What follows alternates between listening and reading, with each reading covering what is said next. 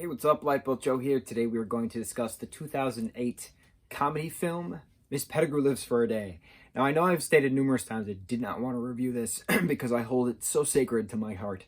In thinking about it, because in the last review, I could not remember what I was referencing for a Lives for a Day kind of a thing, I backtracked. It was Empire Records. So in Empire Records, we discussed how it's pretty neat that anything can happen within a day.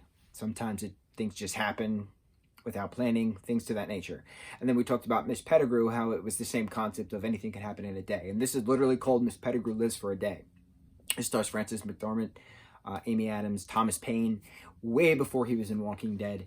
So this film, barely was in theaters and barely anyone knows it exists, but it is one of the greatest films that literally takes place within a day.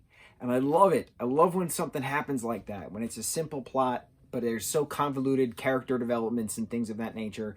So Frances plays this character of Guinevere Pettigrew.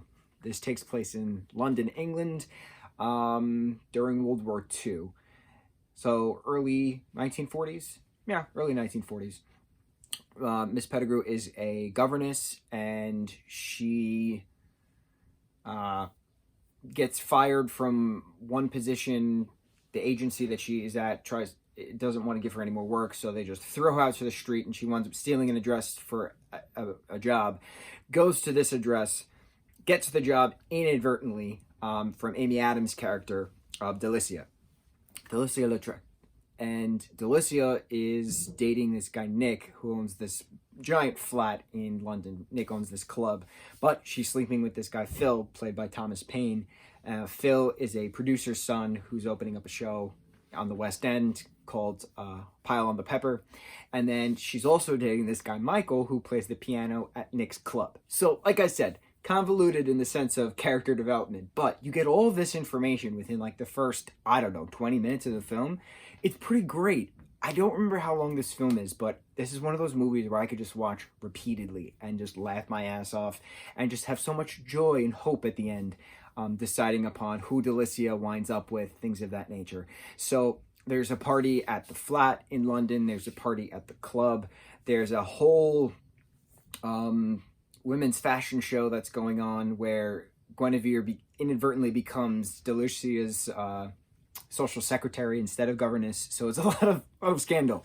The night before all of this happened, she was on a bread line. She saw one of Delicia's friends, making out with some guy. Turns out that that woman was engaged to be married to this fashion designer named Joe, who creates women's lingerie, but he used to work in men's socks, and goes in this whole speech about how there's a lot of engineering that goes into a good sock. Stuff like that. But this is all happening during World War II. So there's bombs going off. There's sirens. The club is an air raid shelter, so people are hiding and people are running. There's mannequins in a window with gas masks on. It's quite poetic watching it now because of what's going on with the COVID-19 coronavirus pandemic. Everyone needs to wear a facial mask upon going outside their home. Stay home. Self-isolate. That's the only way to kill this virus, is to have no contact with the outside, right? It's very simple, and I don't get why America is dumb. That's the best way to say it. Specifically corporate America. So, yeah, I've praised this movie so many times in so many reviews, and you see how happy I am just talking about it, because I remember I first saw the trailer of this my senior year of high school, so 2007. It was fall 2007, because I graduated in June 2008, way back in the day. And I was in a fashion class. It was a fashion illustration class. It was a drawing class, for fashion. It's the first time I found out who Zach Posen was, and I've loved Zach ever since, so that was pretty cool.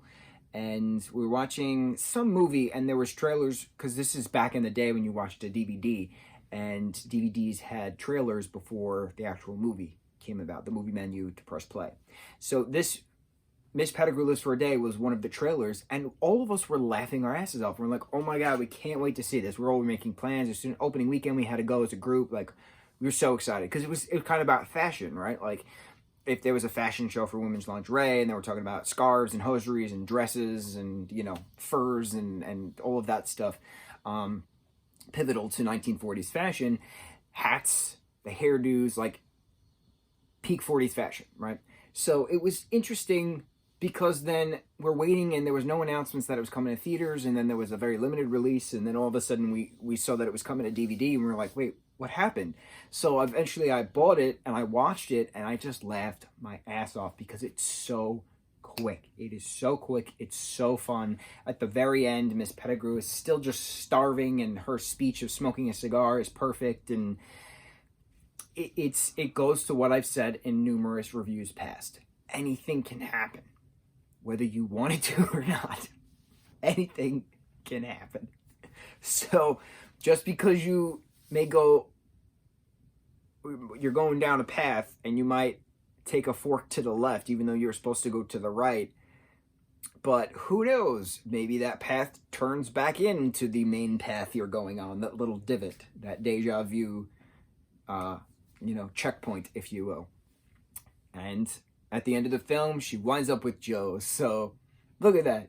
Without her getting fired, she would not have found her future husband.